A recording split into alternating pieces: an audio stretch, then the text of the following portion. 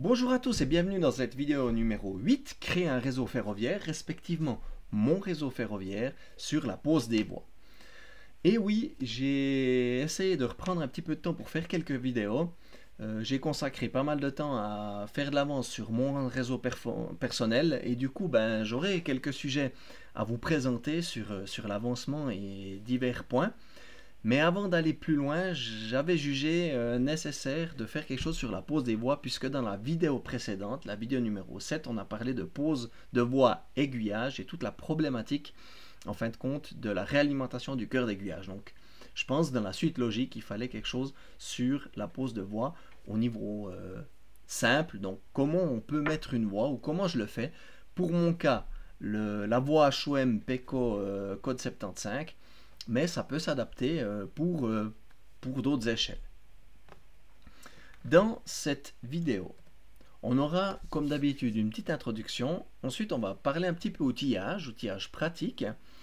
Je vais vous montrer comment on peut poser des voies, enfin comment préparer les voies et comment les poser, et un petit bonus ici, des coupons de voies pour le passage d'un module à l'autre. J'espère que ça pourra vous intéresser. Au niveau de l'introduction, je remets un petit peu la même chose que dans la vidéo précédente. Qu'est-ce qu'on peut mettre sous les voies? En principe, on peut mettre du liège. Moi, personnellement, je suis parti sur mes premiers modules avec du liège de 2 mm. Donc, pour éviter de refaire tout mon châssis de module, je continue avec ça. Mais il existe aussi des lièges biseautés et toutes des choses comme ça. Ça, c'est au choix et au bon vouloir de chacun, à savoir que il est nécessaire ou il est conseillé d'utiliser des cols flexibles type pour la tapisserie pour éviter en fait que le liège propage le bruit dans le bois. Donc avec des cols blanches, comme je mets moi personnellement, c'est vrai qu'on a un petit peu de bruit qui est transmis au niveau du châssis bois par une colle blanche qui devient dure. Personnellement, je cloue les voies, j'utilise des petits clous de 0,8 sur 10 mm, je cloue au centre, comme on voit ici un trou au milieu de la voie, il y en a des qui clouent sur les traverses extérieures, ça c'est au choix. Je mets des clous environ tous les 15 cm, ça dépend si c'est dans les lignes droites ou dans les courbes, à savoir que en mettre trop, moi ça m'énerve parce que quand on doit redémonter, on doit enlever trop de choses. Et en mettre pas assez, si on a un peu de la dilatation avec des changements de température dans la pièce, les voies vont en fait onduler. Voilà. J'utilise bien sûr deux types d'éclisses, les éclisses pour le code 75, des éclisses métalliques pour le contact des voies et des éclisses isolantes quand je veux isoler des cantons. Quand on pose des nouvelles voies, je conseille de toujours mettre des éclisses, même des éclisses isolantes. Ça permet quand même de donner une petite tenue mécanique que de monter tout le réseau et de couper à la Dremel. Souvent après, il faut coller les voies. Enfin, c'est pas toujours évident. Donc, j'utilise principalement ces deux types d'éclisses. Au niveau outillage pratique, donc on a un outillage standard à avoir pour quand même qu'on ne soit pas trop embêté. Personnellement, j'utilise une grosse pince coupante pour couper mes voies. Souvent, j'utilise ça pour couper mes voies et ensuite, à l'aide de la Dremel, je viens faire propre. Parfois, je coupe à la Dremel. Alors, ça dépend si la voie est déjà posée sur la maquette ou si c'est une voie que je prépare. Si je la prépare, j'utilise souvent la pince et si elle est posée sur la maquette, enfin, ça sera à la Dremel pour qu'on ait une coupeur nette. Marteau pour clouer, j'utilise un petit tournevis de 1 pour venir juste rayer le bord des rails quand je veux souder un fil. Ça permet d'avoir une meilleure soudure. Fer à souder, c'est pour mettre l'alimentation sur les voies. Petite pince électrique, toujours pratique pour couper les petites choses, les traverses ou les choses comme ça. Attention, ne coupez pas les voies ou des trop grosses sections de fil avec ce genre de pince, sinon après elles sont détruites. Ça marque les morts. Un petit scalpel ou un cutter qu'on pourrait utiliser pour différentes choses, notamment couper les fixations de traverse. Un petit chasse-goupille pour venir clouer les clous au niveau de la traverse. Attention, ne pas clouer trop fort parce que si on cloue trop fort, en fait, on aura la traverse qui va faire comme ça et après, ça fait des choses bizarres au niveau du roulement. Petite lime très importante, une fois qu'on a coupé, qu'on a drémêlé, c'est bien de venir ébavurer le rail pour que tout se passe bien au niveau du passage de l'éclisse. Petite pince plate pour pouvoir bouger et positionner les voies correctement. Voilà, ça c'est un peu l'outillage de base qui est nécessaire pour pas s'embêter lors de la pose de bois. Ensuite, on a encore une partie outillage pratique et qui est un peu spécifique. Alors j'ai décidé pour ma maquette cette fois-ci d'utiliser des jauges pour les courbes, vu que j'utilise du rail flexible. Et j'ai trouvé ça sur un marché de l'occasion, quelqu'un qui faisait ça en impression 3D, avec divers rayons que je me suis fixé. Ici on a 460, 480 et 500. Le système est pas mal, on met ça au milieu des voies et ça nous donne vraiment la courbe. Et quand on a par exemple un hélicoïdal à faire avec plusieurs voies qui viennent l'une ensemble, eh ben, avec ceci on arrive à avoir une bonne forme des voies pour pas avoir dans le virage quelque chose qui fait comme ça. Donc ça c'est pratique, il a aussi des petits ergots ici qui permettent d'en mettre plusieurs l'une derrière l'autre pour faire des longues courbes. Donc voilà quelque chose qui est très pratique et je vous conseille, si vous travaillez en bois flexible, d'avoir ceci, parce que si on travaille avec des rayons très petits, ce qui est donné dans les limites des fabricants de matériel roulant, on a toujours tendance tout d'un coup à faire un petit coude plus serré que le rayon minimum et ça déraille. Une autre chose très importante et très pratique, la pince à voie. Donc un petit outillage aussi qui permet de se fixer sur les deux rails de la voie. Et ça permet quoi ça? Ça permet en fait de serrer nos deux rails et de pouvoir courber la voie sans que les voies se rallongent et se raccourcissent de chaque côté. Donc je vous montrerai à quoi ça sert, c'est un outil très très pratique. Et ensuite vous avez la version un petit peu plus évoluée avec deux pinces à voie et une partie réglable ici qui permettrait en fait de faire une double voie avec un espace entre les voies qui est toujours le même, par exemple. Des gabarits divers, donc voilà, ça peut faire office de gabarit comme cette pince ici, pour pouvoir les rails au même endroit. Ça permet aussi d'avoir l'empattement d'un tunnel par exemple, etc., etc. Donc voilà quelques outillages pratiques qu'on peut avoir, acheter, se faire, et qui facilite la vie et qui permet respectivement de poser la voie aussi correctement. Donc pour la préparation et la pose de la voie, ce qui est très important, moi je perce les traverses avant de mettre les clous, parce que taper le clou dans la traverse, souvent ça plie la traverse. Voilà, moi je perce avec une petite mèche de 1 pour mes clous de 0,8. J'utilise une pince de bois, comme vous avez vu le petit outillage spécifique pour faire les courbes, ce qui est très très pratique. Couper les fixations de traverse pour passer les éclisses, donc vous allez voir, la première traverse en fait empêche l'éclisse de coulisser sur la voie, donc je vais vous montrer comment on peut faire. Et bien sûr, ébavurer la voie tout partout. Ça veut dire qu'une fois qu'on a coupé, qu'on a donné un petit coup de Dremel, que c'est plat, que c'est propre, passer un petit coup de lime.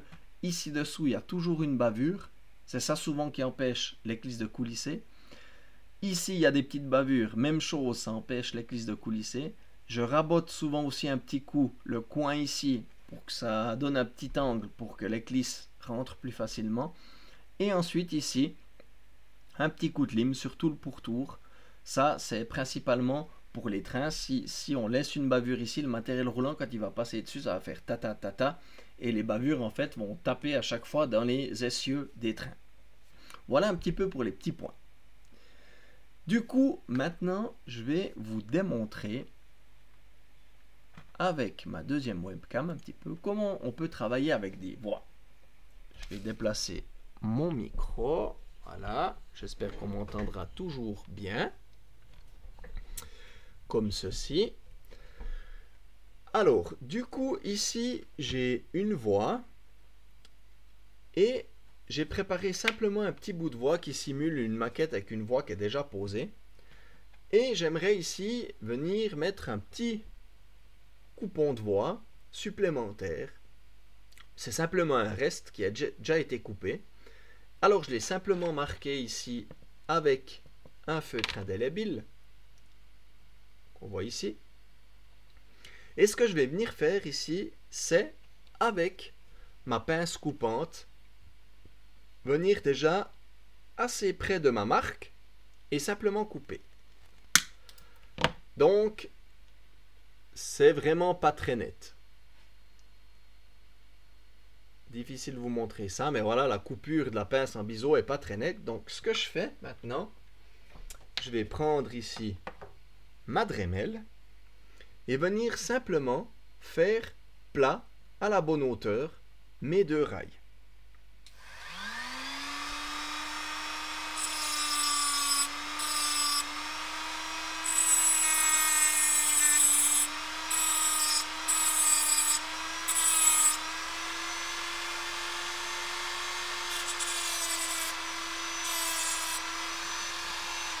Voilà, donc moi j'utilise principalement la Dremel pour faire ce genre de choses. Et une fois que c'est fait, je viens positionner mes petites voies et à l'aide d'une petite lime, je viens limer dessous, comme j'ai montré sur l'image précédemment. Je viens sentir avec le doigt jusqu'à ce que j'ai plus de bavure au niveau du dessous. Une fois que c'est fait, je viens donner aussi un petit coup ici sur le pied de la voie. Voilà, parce que ma lime est là, elle est aussi rugueuse sur les côtés. Comme ceci, hop, un petit coup de chaque côté de chaque rail. Là. Une fois que c'est fait, comme je vous ai dit, je donne un petit coup ici sur les coins qui sont aiguisés de ma voie. Voilà, tout petit coup. Hop. Et je viens ensuite simplement limer aussi un tout petit coup léger sur les côtés du profil de mes rails. Voilà, on sent avec le doigt, si ça accroche pas, c'est qu'il n'y a plus de bavure. Et ensuite, avec un scalpel, je vais venir ici couper simplement les attaches des voies de ma première traverse. Parce que si on ne fait pas ça, on ne pourra pas mettre d'éclisse sur ma voie, ça va bloquer. Ce que je faisais avant, c'est que je coupais la traverse, je mettais ensemble, j'avais un espace de 2 cm et ensuite je remettrais une traverse dessous. Mais cette petite astuce est quand même un petit peu plus sexy et plus propre au niveau du décor par la suite. Donc avec mon petit scalpel, je viens ici couper simplement à plat mes deux fixations d'éclisse de chaque côté de chaque voie. Et voilà, la première est faite. Donc il faut faire un petit peu attention aux doigts. Voilà. Et on obtient ceci avec une voie qui est ici, ma foi, qui ne tient pas le rail. Ensuite, je préperce des trous. Donc bien sûr, la deuxième traverse ici. Hein.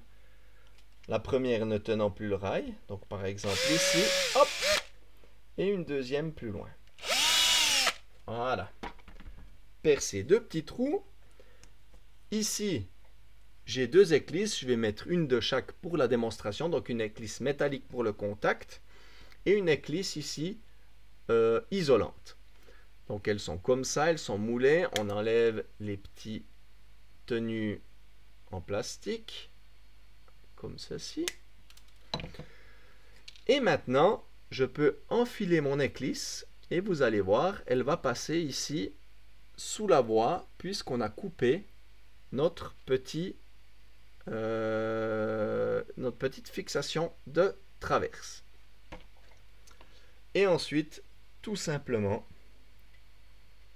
on peut venir mettre notre voie à la précédente et à l'aide d'une petite pince plate, moi je viens bien enfoncer les voies de chaque côté comme ceci et par la suite simplement mes petits clous. Donc toujours important, on peut aussi avoir des gabarits, hein, ils sont ici.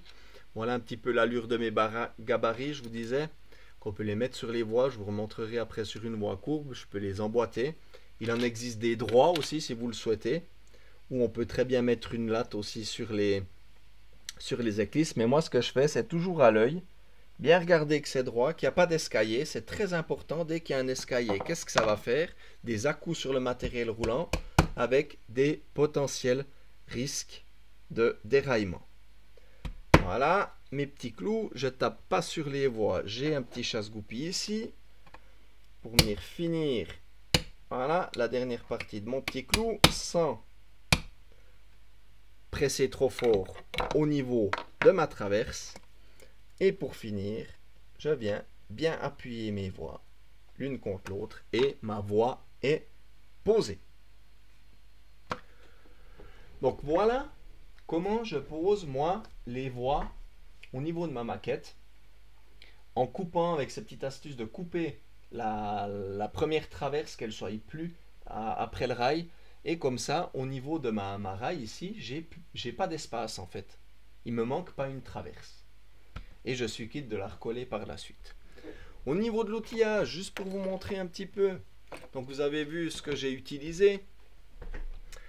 Ce que j'utilise parfois aussi, c'est bien sûr ceci. Je vais vous montrer ma petite pince ici qui permet en fin de compte de venir simplement se fixer comme ça sur le rail et à l'aide de la vis imbus ici de serrer.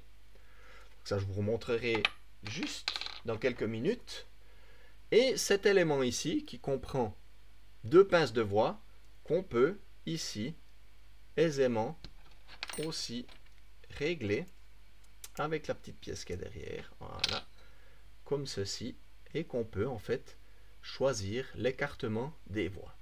Donc voilà, outil qui peut être pratique. Si vous n'en avez pas, équipez-vous, c'est vraiment quelque chose qui est très très bien. Pour le soudage, je ne vais pas vous montrer, mais simplement moi ce que je fais, c'est que je viens par exemple ici, souvent vers un clou, où on a une partie rigide qui tient la maquette. Avec mon petit tournevis, je viens simplement rayer un petit peu ma voix. Hein, pas beaucoup. Je suis devant la lumière, ça va pas bien. En fait, je raye simplement le rail pour que je puisse venir étamer, puis souder un fil dessus. Donc voilà pour cette première partie de voix. Et ce qu'on peut aussi avoir, c'est un tout petit poids, tout simple, par exemple comme ceci, pour garder la voix à la bonne hauteur quand on vient la fixer. Voilà, petite astuce aussi que j'utilise parfois. Le cas de la longue voix. On va voir ici que si je plie ma voix, on voit qu'il y en a une qui s'allonge et puis une qui se raccourcit, ce qui est logique. L'intérieur est plus court que l'extérieur, mais ça fait ceci des deux côtés. Du coup, avec notre magnifique petite pince ici de voix, ce qu'on peut faire, c'est simplement la fixer sur notre voix.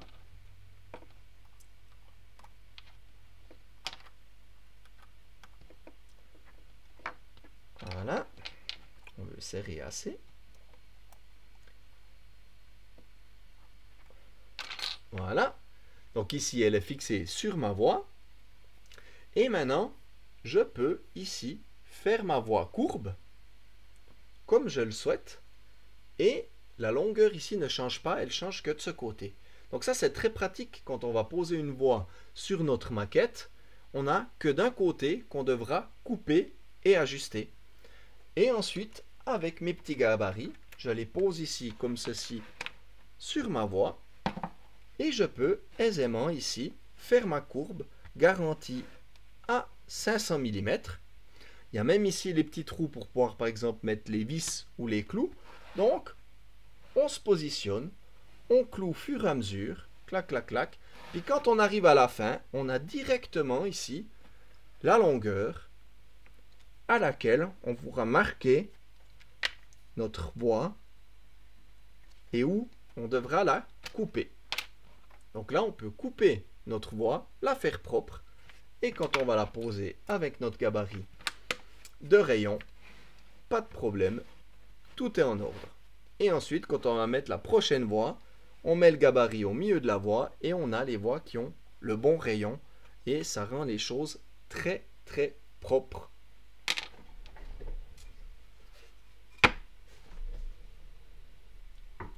Voilà pour cette petite démo de pose de voix. J'espère que vous avez appris quelque chose ou que vous pouvez prendre quelques tips de ce que je vous ai raconté.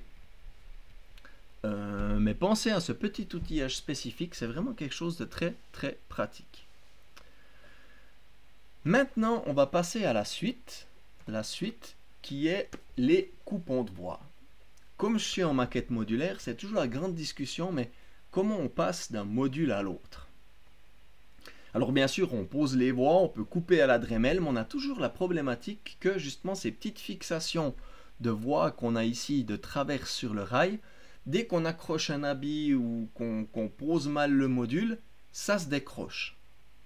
Du coup, sur mes premiers modules, ce que j'ai fait des coupons de voix moi-même de 5 cm. Et puis en fait, quand je vais enlever mon module, j'enlève ici, on le voit, il y a juste le tour qu'on voit léger. Je pousse mes éclisses contre mon coupon de voix et je retire mon coupon de voix. Quand je le remets et je repousse mes éclisses. Ça veut dire qu'il faut faire des éclisses spécifiques un peu plus courtes pour pouvoir faire ça. J'ai fait un espèce de montage en plastique, en four de plastique pour pouvoir mettre mon rail dessus et coller le ballast pour qu'au niveau des corps ça soit joli. Donc voilà, c'est compliqué à faire. Il faut bien sûr faire attention que le coupon de voix qu'on a fait ici, même si on l'a mesuré, on les a tous mesurés à 5 cm, ben ils ont quand même leur forme. Donc on ne peut pas les échanger forcément à n'importe quelle position. Quand on a par exemple un passage de voix qui est en dur, eh ben, c'est la même chose. Ici, c'est mon coupon de voix qui est simplement moulé dans du J, comme la route, en fin de compte. Et puis, ben voilà, ça donne quelques petites traces. Donc, l'idée, comment on peut faire autrement? Parce que ça, c'est la méthode la plus simple. On n'accroche jamais les voix. Par contre, ça prend un petit peu du temps à mettre en place. Du coup, j'ai développé moi-même mon coupon de voix HOM, HOE, respectivement je l'utilise que pour le HOM, qui est un petit circuit imprimé avec les traverses qui sont à la même position, à la même taille que les rails, mais avec ici cette partie un tout petit peu plus large. Et l'idée ici, c'est de venir fixer, coller, clouer cet élément sur le passage du module, par exemple avec 3 ou 4 traverses de chaque côté. Ensuite, de poser la voix, de lui enlever les traverses et de venir souder la voix en fait sur mon petit PCB. Et ça va donner en fait une résistance mécanique un petit peu plus grande que simplement les fixations des traverses plastiques. J'ai un petit montage ici que j'ai fait pour démontrer ceci. Donc ici on simule deux modules. Donc, on voit ici l'espace entre les deux modules. J'ai fixé mon coupon de voix avec 3 traverses d'un côté, 4 de l'autre. Peu importe, on peut manier ça comme on veut. On peut couper les coupons comme on veut. On a enlevé les traverses de nos voix. J'ai passé avec une voix complète. Et ici, j'ai simplement soudé. Alors là, typiquement, j'utilise souvent un petit poids qui permet de maintenir la voix bien plate, parce que le problème c'est que si on soude et puis que les voix bougent, ben ça joue plus. Il faut vraiment que le module soit fixé correctement. Et on voit, c'est soudé. Alors c'est vert, on pourra très bien par la suite peindre ceci et mettre le ballast. Et à la fin, un coup de Dremel pour couper tout ça ensemble et c'est propre. Après l'idéal c'est encore de séparer les modules et de venir ébavurer avec une petite lime le rail, et moi je fais toujours un petit biseau dans ces eaux là pour faire comme un petit V d'engagement si jamais il y a le module, le centrage du module qui est pas très bon, pour que ça tape pas dans les boudins des essieux. Donc voilà une idée, mon petit PCB coupon de voix pour passer d'un module à l'autre.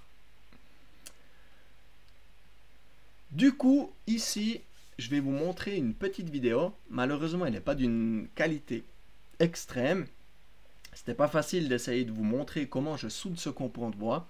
Ce que vous allez pouvoir voir dans cette vidéo, sans parole, c'est comment je soude et je fixe un de ces coupons de voix. J'avais aussi un fer à souder avec une panne qui était un peu défectueuse, c'est pour ça que ça prend un peu de temps. Et je le fais toujours en 2 fois, parce que la problématique de quand on va souder ça sur 4 ou 6 cm, c'est que l'écartement des voix va bouger. Donc ici, qu'est-ce que j'utilise? à nouveau ma petite pince de bois que je vais venir mettre ici au milieu pour garantir en fait l'espace entre les deux rails, et je vais souder un côté de mon coupon et ensuite l'autre côté. Voilà, bon visionnage de cette petite vidéo.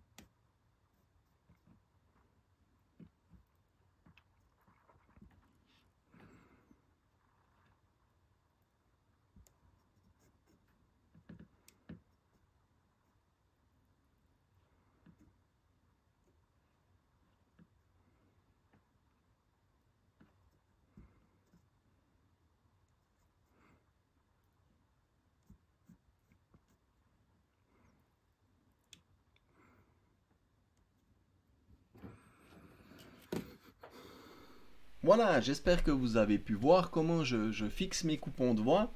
À savoir que ces coupons de voix, j'en ai fait quelques-uns. J'en ai aussi en vente quelques-uns au niveau de Ricardo. Parce que bien sûr, quand on fait des circuits PCB, souvent on a des quantités minimum à faire. Du coup, si ça intéresse quelqu'un, pas de souci, vous pouvez me contacter. Du coup, ici, ces coupons de voix, en fin de compte, je vais pouvoir vous montrer quelques exécutions spécifiques qui sont sur ma maquette maintenant. Donc ici, c'est un coupon final soudé comme vous avez vu dans la vidéo. Il reste plus qu'ici à donner un coup de Dremel dessus et le tour est joué.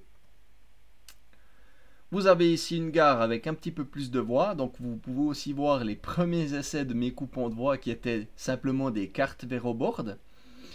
Donc ça marche très bien. Alors c'était un petit peu, voilà, au niveau de la soudure, c'était pas autant propre que ce que j'ai fait avec mes coupons.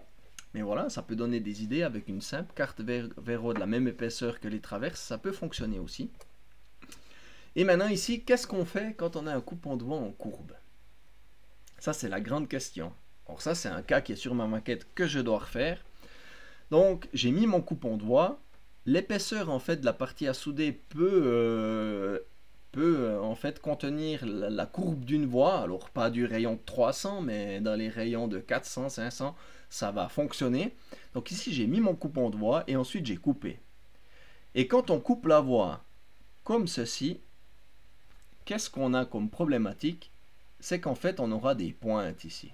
Et ça, c'est vraiment pas bien. C'est à éviter. Du coup, comment on peut faire ça? Voilà un exemple un petit peu meilleur. C'est ici, en fait, de placer le coupon de voix, de couper le coupon de voix avant. Et ensuite, quand on a soudé notre voix sur notre coupon de voix, c'est de venir couper la voix, en fait, perpendiculairement. Donc, comme le coupon est coupé, en fait, on peut simplement couper la voix ici, perpendiculairement. Et comme ceci, en fait, on n'a pas de pointe au niveau de la voix. Et c'est beaucoup mieux. Donc voilà, expérience qui est encore présente sur ma maquette. Vous avez le mauvais exemple. Vous avez un exemple un petit peu meilleur ici. Alors après, il faut un petit peu jouer avec le coupon de voix pour que les traverses soient alignés. Ici, c'est pas hyper propre. Mais voilà, un petit tip qui pourra peut-être vous aider si vous avez des coupons de voix. Voilà, j'aurais terminé cette vidéo sur la pose de voix. J'espère que ça vous a amené quelque chose. Et si j'ai le temps, on va continuer à faire quelques vidéos sur l'avancement de ma maquette. Voilà, je vous souhaite une bonne journée, une bonne soirée et à une prochaine vidéo. Bye bye!